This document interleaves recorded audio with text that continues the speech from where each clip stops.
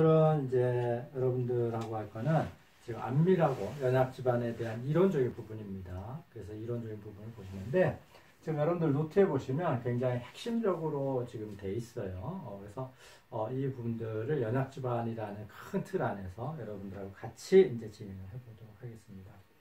자, 안밀이라고 하는 거는 상당히 내용이 길긴 하지만 사실은 정리해 놓고 보면 여러분들 시험 보는 입장에서만 놓고 본다면 굉장히 어떻게 보면 단순하게 여러분들 접근할 수도 있는데요.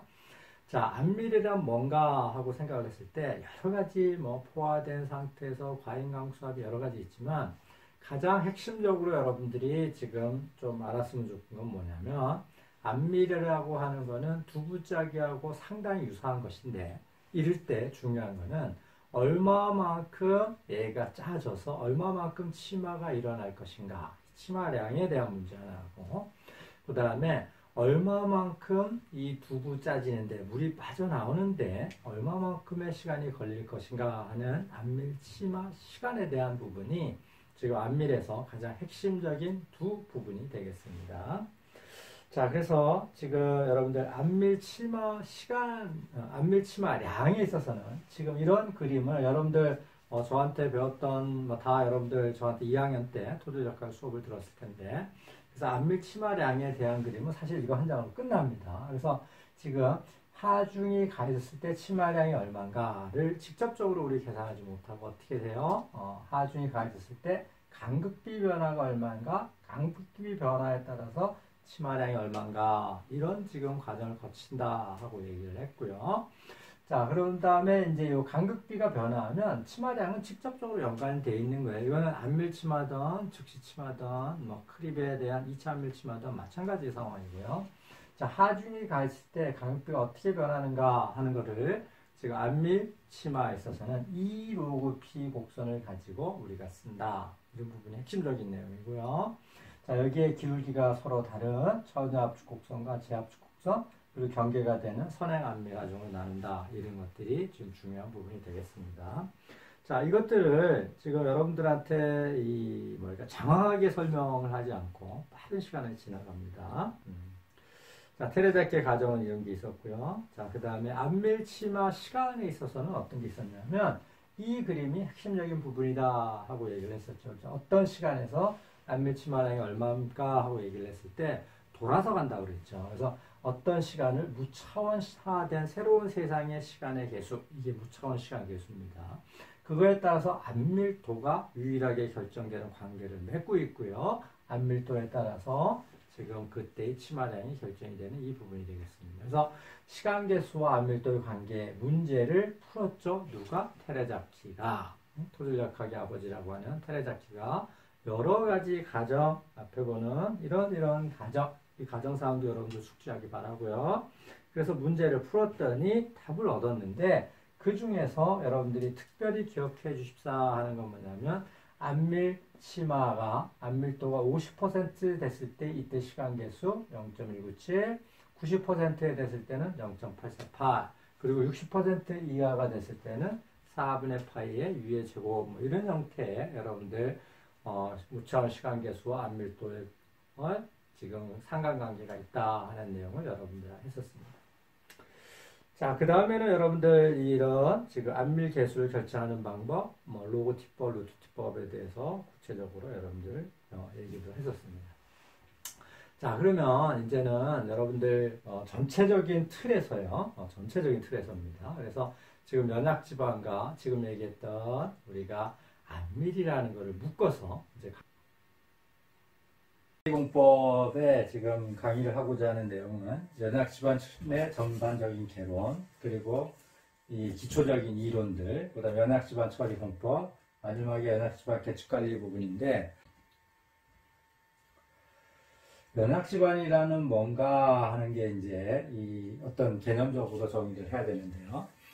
우리가 굉장히 연약집안이다 하면 집안이 굉장히 약하고 연약한 거죠. 기본적으로는 이런 특성을 갖는데, 그러면 어떤 집안이 약한 거냐 이거죠. 그래서 절대적인 기준을 갖고 있다기보다는 연약집안은 상부 구조물을 지금 지지할 수 없는 집안이라면 우리가 연약집안으로 취급을 한다는 이런 상대적인 개념에 출발을 합니다.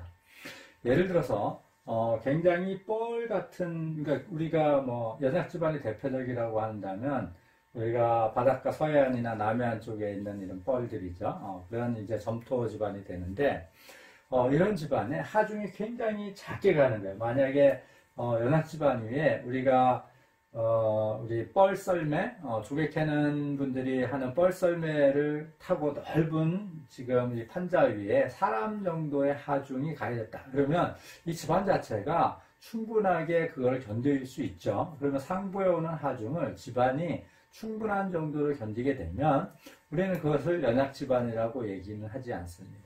자, 그럼에 반해서 지반 자체가 뭐 풍화토 정도 되는 강도와 이제 특성을 갖고 있는데 거기에 지금 뭐 30층, 40층 정도의 아주 고층 빌딩이 우리가 지어진다고 하면 그 집안은 지금 기초 처리를 뭐 직접 기초로 처리하는데 무리가 있을 수도 있습니다. 그래서 우리가 그 집안 자체가 상부에 오는 하중을 또 풍화토이긴 하지만 또 저항하지 못할 수 있는 거죠. 그러면 우리가 그런 것들을 또한 큰 개념 안에서는 연약 집안이라고 이제 칭할 수도 있는 광의적으로는.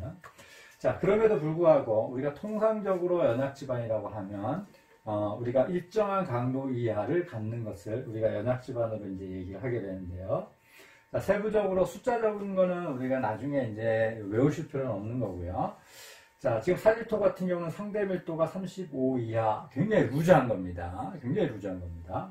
그래서 상대 밀도가 35%면 거의 다짐이 거의 안 돼 있는 이런 아주 느슨한 사질토 집안, N값이 표준간입시험의 N치가 지금 10 이하 정도 되면 우리가 일반적으로 연약지반, 공학적으로 뭔가 문제를 야기하겠다 하고 얘기를 하고요. 점성토인 같은 경우는 일축압축 강도가 0.5kg/cm 제곱. 이거 지금 과거의 단위인데 요새식으로 지금 환산한다면 지금 어떻게 되죠? 50kPa 이하, 점착력이 0.25kg/cm 제곱 이하, N값이 4 이하, 뭐 이런 해당하면 지금 점성토는 우리가 연약지반의 점성토라고 취급을 하고요. 이런 연약지반에서 그러면 생기는 문제점은 뭐냐면 이런 겁니다. 지금 상부구조물을 지지를 못하는데 상부구조물을 지지를 하는 게 단순하게 구조적인 직접적인 붕괴의 파괴도 있지만 과대한 치마에 의해서 구조의 기능을 상실시키는, 그래서 과대한 치마가 있는 것도 지금 상부구조물을 지지할 수 못하는 어떤 조건이 되겠죠. 그래서 아주 과대한 변형과 치마, 그 다음에 지지력 부족에 의한 어떤 구조적인 파괴, 동적 하중이 왔을 때의 어떤 특성, 안정성이 부족한 것. 대표적인 게 느슨한 사질토에서 액상화 문제로 지금 대별되는 부분이 있겠고요. 그 다음에 뭐 치마와 지지력, 유기질토인 경우에도 뭐 지금 점성토와 마찬가지로 치마와 지지력 부족 이런 문제들을 야기할 수 있는 부분이 되겠습니다. 그래서 이러한 지금 이 상부에 있는 구조물을 집안이 지지하기 힘든 이런 상태에 대해서 어떻게 우리가 대응할 건가 하는 것들이 큰 그림에서 연약 집안에 대한 대책이고요. 조금 더 좁은 의미에서 본다면 지금 이런 형태, 구체적으로 느슨한 사질토 또는 강도가 떨어지는 이런 점성토에서 이런 것들을 어떻게 우리가 활용할 수 있는 상황까지 만들고 공학적인 문제를 해결할 건가 하는 것들이 연약지반 처리 공법의 큰 그림이 되겠습니다. 자, 우리나라에 있는 연약지반, 특히 이제 점토 위주의 연약지반의 이제 특징의 분포 특징입니다. 개괄적인 어떤 특징이고요. 상부에 포토가 있고요. 연약 점성토층이 있고, 하부에 풍화토, 풍화, 화강암, 면암, 뭐 이렇게 쭉 해서 암이 있습니다. 이런 연약 점성토의 이 토층의 두께는 서남해안 같은 경우는 한 9에서 한 20m 정도, 남해안 경우 같은 경우는 한 25에서 30m 정도까지 이제 이 두께의 분포를 갖습니다. 우리가 여러분들이 있는 부산 지역 같은 경우는 특히 그 낙동강, 그 델타 삼각 지역 쪽을 가게 되면 심도가 아주 깊게는 한 80m 정도까지 되는 이런 연약 점토층을 갖습니다. 여러분들 한 30m라는 게 한번 땅 속으로 이렇게 있는 게 30m다 그러면 굉장히 많이 들어가는 거죠. 생각보다 많은 층의 두께를 갖고 있다 이런 거고요. 그래서 이제 서해안보다는 남해안 쪽, 남해안보다는 여러분들이 있는 부산 쪽에 있는 이런 것들이 이제 문제가 좀 연약 집안의 문제를 좀 더 많이 이야기를 하고요. 서해안 쪽은 흙 종류는 시트 성분이나 살토 성분이 약간은 포함되어 있는 쪽이 이제 토층의 어떤 흙의 분류상으로 갖게 되고, 강물은 주로 카올라이트 성분을 갖고요. 남해안 쪽은 조금 더 시트 성분이 약간 적고 점토 성분이 많으면서 지금 CH로 분류되는 지금 이 액성환계라든가 이런 것들이 굉장히 좀 큰 이런 형태, 점토 강물은 일라이트 성분을 좀 갖는 이런 쪽에 이제 연합지방 분포를 하고 있는 게 특징이 되겠습니다. 기본적인 우리가 연합지반의 어떤 이론을 이제 하게 되면, 점성토 지반에서는 가장 중요한 부분이 지금 안밀 특성을 이해하는 게 한 부분이 되겠고요. 사질토 부분에서는 동적 하중이 작용할 때 액상화 부분에 대한 부분이 한 부분이 되겠습니다. 자, 이 안밀이라고 하는 거는 우리가 토질역학 시간에 충분히 학습을 했고, 여러분들이 이제 다시 한번 복습을 통해서 이 안밀이 개괄적으로 어떤 건지를 이제 알아야 됩니다. 자, 안밀이란 포화된 흙에서 상지하중의 증가로 초응력이 증가가 간극수압, 이 과잉간극수압이 생기는 거죠. 이 과잉간극수압이 지금 소산이 되면서 유용력이 증가하고, 유용력이 증가에 따라서 시간에 따라서 치마가 전반적으로 지속적으로 일어나는 것, 이게 이제 안밀이 되겠습니다. 자, 세부적인 거는 지금 이제 다 복습하지는 않을 거고요. 자, 이런 지금 이 연약지반의 안밀 특성에서 중요한 포인트는 크게 두 가지 부분입니다. 하나는 첫 번째는 뭐냐면 전체적인 치마량이 상당히 많이 일어난다는 거죠. 그러니까 물론 하중 크기에 따라서 연약지반의 이 흙 특성, 이 흙의 토층 구조에 따라서 이건 뭐 천차만별적으로 바뀌지만, 이 집안에서 어떤 하중이 갔을 때 이 치마가, 안밀 치마가 수메다 단위로 일어날 수도 있다는 겁니다. 그러니까 물론 뭐 10m, 20m는 아니고요. 그래서 이게 1m, 뭐 2m, 뭐 이런 단위까지도 지금 집안이 주저앉을 수도 있다는 거죠. 굉장히 치마량이 크다 이런 거고요. 한 1m가 주저앉는 집안에 여러분들이 집을 짓고 살 수는 없죠. 그러니까 이게 지금 이 집을 짓고 살 때 여러분들이 집을 지은 다음에 1m가 주저앉았다. 그럼 불안해서 못 살겠죠. 그러니까 지금 여러분들이 이런 치마를 어떻게든 줄이든, 아니면 치마가 여러분들이 사는 동안은 또는 짓는 전에는 어떻게든 다 발생을 해서 일어나지 않도록 하는, 그래서 치마의 절대량을 줄이는 문제가 하나가 있고요. 또 하나는 치마가 일어나는 데 있는 시간이 상당히 오래 걸린다는 겁니다. 그래서 수십 년, 뭐 길게 뭐 끝까지 간다면 뭐 100여 년 정도까지. 그래서 우리가 이 일반적인 치마가 일어나는 시간이 10년 동안 일어난다고 치면, 아까 1m의 치마가 10년에 걸쳐서 일어난다고 치면 10년 동안은 우리가 그 땅을 이용할 수가 없으니까 상당히 비경제적인 어떤 상황이 되고, 우리가 거기에 개발 행위에 어떤 구조물을 지을 수가 없는 거죠. 그래서 빠른 시간 안에 치마를 얘가 완료하는 이런 이제 부분이 되겠습니다. 자, 그래서 이제 이 연약지반의 안밀에서 우리가 공학적인 부분은 크게 두 가지 부분을 이제 해결해야 됩니다. 하나는 치마량을 줄이는 부분 하나, 또 하나는 치마 시간을 단축하는 부분이 하나가 있고요. 여러분들 2학년 때 토질역학 시간에 제가 비유를 많이 든 것 중에 하나가, 지금 이런 안밀 특성은 두부 짜기하고 굉장히 비슷하다. 그래서 두부를 지금 여러분들 놓고 짤 때 물이 쫙 나면서 짜지는데 두부가 얼마만큼 주저앉으면서 짜질 거냐 하는 부분하고요, 얼마만큼 빠른 속도로 짜질 거냐, 이 부분이죠. 그래서 빠른 속도로 짜질 거냐 하는 부분은 물이 빠져나가는데 걸리는 배수거리가 어떻게 보면 굉장히 핵심적인 어떤 하나의 요소가 될 거고요. 또 하나, 얼마만큼 주저앉을 거냐 하는 것 중에서는 얘가 한번 주저앉았다가 다시 올랐다가 다시 주저앉을 때는 조금 덜 주저앉는다, 이런 특성이 있죠. 그래서 처음에 아무런 힘을 받지 않은, 그러니까 처음 경험하는 어떤 처녀 압축 상태에서 힘을 가할 때는 치마가 굉장히 큰데 반해서 힘을 줬다가 주저앉은 다음에 다시 올라왔다가 다시 힘을 재압축 상태에서는 지금 치마 특성도 굉장히 치마량도 줄어들게 된다. 이런 게 지금 NC나 OC냐에 따른 어떤 지금 치마 특성이 되겠습니다. 그래서 이런 기본적인 특성을 여러분들이 이해를 하셔야 되고요. 세부적으로 치마량을 어떻게 지금 결정하는가 하는 이런 것들도 토질역학 통해서 여러분들이 지금 좀 복습을 해 놓으시기 바랍니다. 자, 그래서 치마 특성을 보면 이 부분이 이제 이 꺾인 E 로그 P 곡선이라고 통상적으로 이렇게 불리는 상황이 있어요. 있습니다. 치마 곡선이 여기 하중이고요. 여기 간극비 치마량입니다. 처음에는 어떻게 해요? 좀 완만하게 있다가 이쪽에 보면 굉장히 급하게 있죠. 이게 지금 천여압축 상태고요. 이게 제압축 상태입니다. 그래서 이 천여압축 상태에서는 치마 하중이 조금만 늘어도 치마가 많이 일어나지만 얘가 제압축으로 왔다가 다시 갈 때는 치마량이 굉장히 줄일 수 있는 이런 특성이 있다 하는 것들을 지금 여러분들 유심히 한번 볼 필요가 있습니다. 이게 마찬가지 이런 거고요. 자, 그 다음에 치마 시간에 대한 이런 이론들도 여러분들이 충분히 이제 학습을 해둬야 되는데, 여기서 키가 되는 부분은 어떤 거냐 하면 요 배수 거리에 대한 부분입니다. 그러니까 배수 거리를 줄일 수만 있다면 치마 시간은 획기적으로 줄어든다. 이게 제곱입니다. 그래서 이 배수 거리가 2배가 되면 지금 무청 시간 계수는 어떻게 되느냐?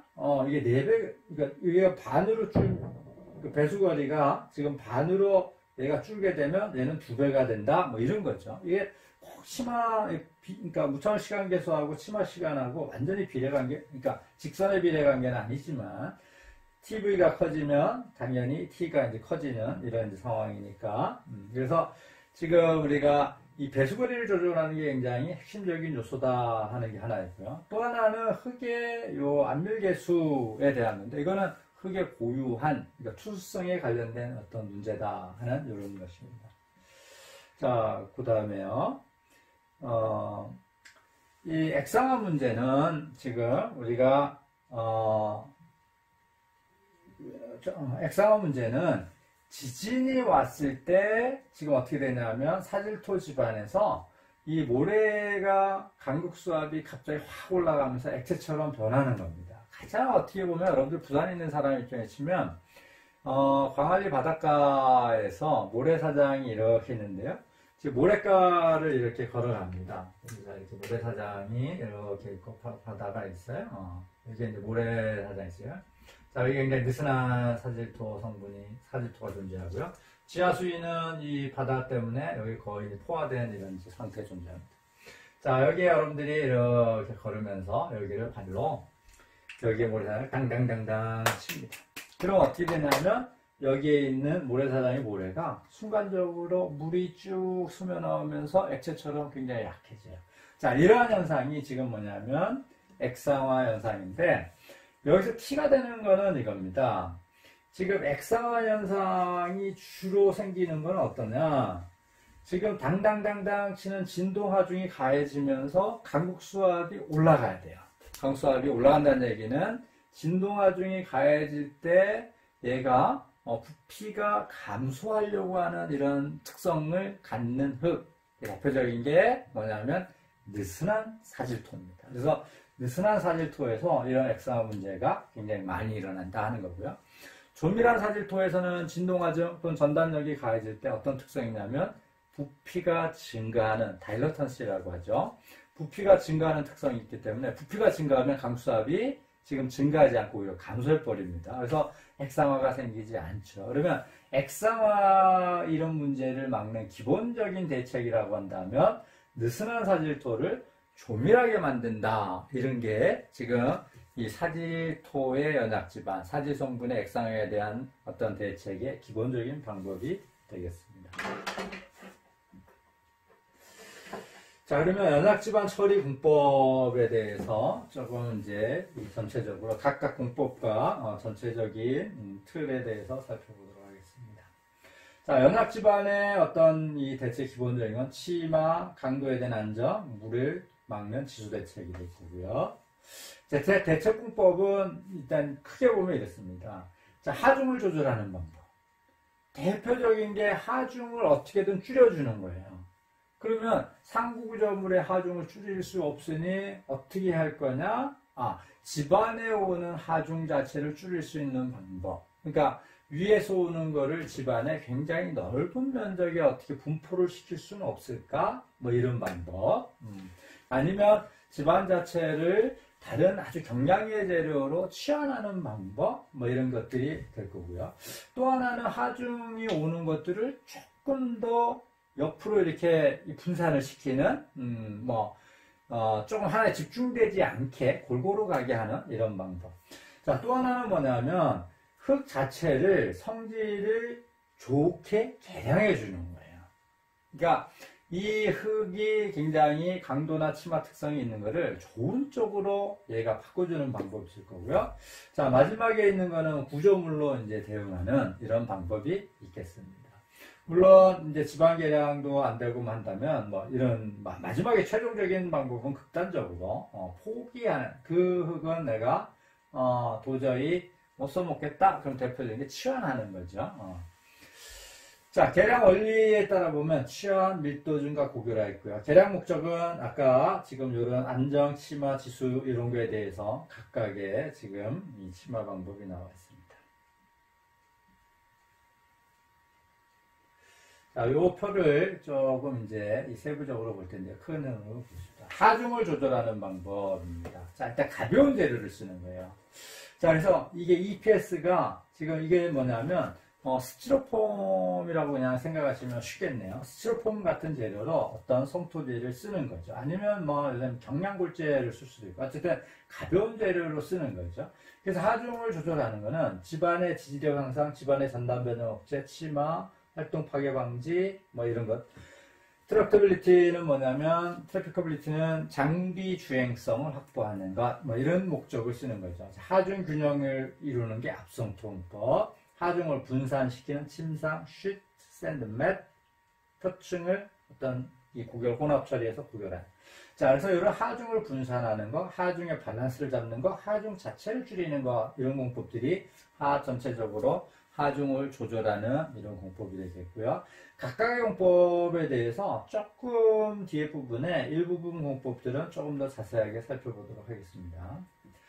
자, 그 다음에 집안을 개량하는 공법인데요. 그게 이제 교과서적으로는 치환, 물을 빼는 거, 탈수, 다짐, 고결, 지수, 이런 게 있어요. 좀 더 크게 보고요. 자, 지중구조물을 형성하는 거, 이런 게 있습니다. 이거는 말 그대로 집안보다는 지중해 구조물로 얘를 대응하겠다. 이런 이제 특성이 굉장히 강하게 있는 겁니다. 자, 집안을 개량하는 이런 방법에 치환이라고 하는 거는 어떻게 보면 집안을 개량한다기보다는 그 집안을 포기하는 거죠. 그러니까 이 연약 집안이 있는데 얘를 도저히 안 되겠어요. 어떻게 얘를 고쳐 쓰기 안 돼요. 그래서 얘를 갖다 버리고 딴 거를 집어 넣어 버리는 거예요. 이게 지금 어떻게 보면 치환입니다. 이제 뉘앙스적으로 보면 개량은 개량인가요? 결과가 결과적으로 좋아졌으니까. 그런데 자기가 있는 흙을 좋게 만든다기보다는 이놈을 포기를 하고 다른 거를 넣었다, 대체를 했다. 이게 지금 치환의 의미고요. 자, 원래 있던 흙을 이제 하는 겁니다. 흙에 있는 물을 빼요. 흙이 지금 흙입자, 물, 공기 3상이 있잖아요. 자, 이제 포화돼서 흙입자하고 물이 있는데 그 사이에 있는 물을 빼요. 탈수를 하는 거죠. 자, 그러면 물을 어떻게 뺄 건가 하는 게 이제 이런 거고요. 자, 여러분들 두부 짜기를 하는데요. 두부가 처음에 있는데 얘가 올려놓고 두부를 짜다가요. 조금만 짜면 어떤 상태가 되냐면 연두부, 순두부가 되죠. 이 상태가 어떻게 되냐면 굉장히 지금 연한 상태예요. 그러니까 지금 거기에 힘이 가해지면 힘도 잘 못 받고 치마도 축축 주저앉는 이런 아주 연한 상태가 됐어요. 근데 얘를 하중을 가든 어떤 방법을 하든 탈수해 놓고 돌리든 얘를 짰어요. 짰어요. 두부를 짰습니다. 그러면 이제 어떻게 되냐면 이게 연두부, 순두부가 물을 쫙 짜면 이제 보통 우리가 먹는 두부, 부침용 두부, 찌개용 두부 이렇게 되는 거예요. 그거를 다 짜버리면 물기가 없는 아주 딱딱한 이런 이제 두부 과자처럼 이제 되겠죠. 그래서 이 집안에 있는 물을 어떠한 방법으로든 짜내면 이 집안이 굉장히 강도도 증가하고 치마 특성도 굉장히 개선되겠다 하는 게 지금 뭐냐면 탈수에 대한 얘기입니다. 주로 어디다 쓰냐 하면 점성토에 있는 물을 쫙 짜내는 겁니다. 자, 그래서 여기 프리로딩은 뭐 미리 선제화공법 뭐 이런 거는 물을 짜는데 미리 이 하중을 가해서 미리 물을 짜낸다 뭐 이런 거고, 물을 짜내는 통로를 연죽배수제를 쓴다, 지하수위를 지금 저하해서 물을 한다, 생석회 말뚝으로 물을 뽑아들인다 뭐 이런 거고요. 자, 그 다음은 지금 뭐냐면 다짐을 하는 방법입니다. 자, 흙을 다지면 흙입자 사이의 접촉이 증가하고요, 간극은 줄어들고요, 간마디는 증가하고요. 그래서 흙을 다져놓으면 어쨌든 간에 흙이 단단하게 되죠. 그래서 어떤 방법으로든 흙을 주로 다지는 거예요. 그래서 흙을 다져서 뭔가 딱딱하게 만들어서 좋게 하는 것, 이런 이제 흙을 다지는 거는 주로 산일토 쪽에서 흙을 다지는 방법을 취하게 되고, 점성토 같은 경우는 흙을 다지기가 이렇게 만만하게 이렇게 쉬운 부분은 잘 아니죠. 그럼에도 불구하고 약간 복합 집안 형태로 얘를 쓸 수도 있습니다. 대표적인 게 샌드 컴팩션 파일 뭐 이런 건데, 지금 점성토, 그러니까 두부짝을 계속 하니까 점성토 집안이 이렇게 있는데, 이게 점성토 집안을 여기다가 지금 지금 어떤 모래기둥 말뚝을 이렇게 설치를 하면 이 위에 구조물이 이렇게 갔을 때요, 지금 점성토와 모래 집안이 어떤 복합 집안에 거동도 하고, 이 어떤 공간에 샌드 컴팩션 파일이 들어갔으니 이 부분의 점토는 어떻게 돼요? 쥐어 짜지겠죠. 어떻게든 조밀해지는 상황에 직면을 할 겁니다. 자, 그런 것들이 있고요. 자, 또 이제 하나는 뭐냐면 흙을 딱딱하게 고결시키는 거예요. 그러면 원래 있던 흙을 딱딱하게 고결시키는 방법은 뭐가 있느냐 하면, 뭐 도자기 껍질을 굽는다, 자, 이런 방법도 있죠. 구울 수 있어요. 근데 이거는 실질적으로 우리가 쓸 수 있는 어떤 전면적인 것보다는 표층의 함수비가 굉장히 큰 거를 말렸다, 표면 건조를 시켰다, 그러면 표면이 굉장히 딱딱해지겠죠. 이런 형태의 이제 고결하는 이제 방법이 있을 거고요. 자, 또 하나는 뭐 어떤 거냐면 흙 속에다가 뭔가를 집어넣어서, 대표적인 게 시멘트나 아니면 석회석 가루 뭐 이런 거를 집어넣어서 같이 섞어요. 그러면 어떻게 되냐면 흙하고 시멘트 성분하고 같이 섞이면 여름이 딱딱하게 돼요. 고결이 되죠.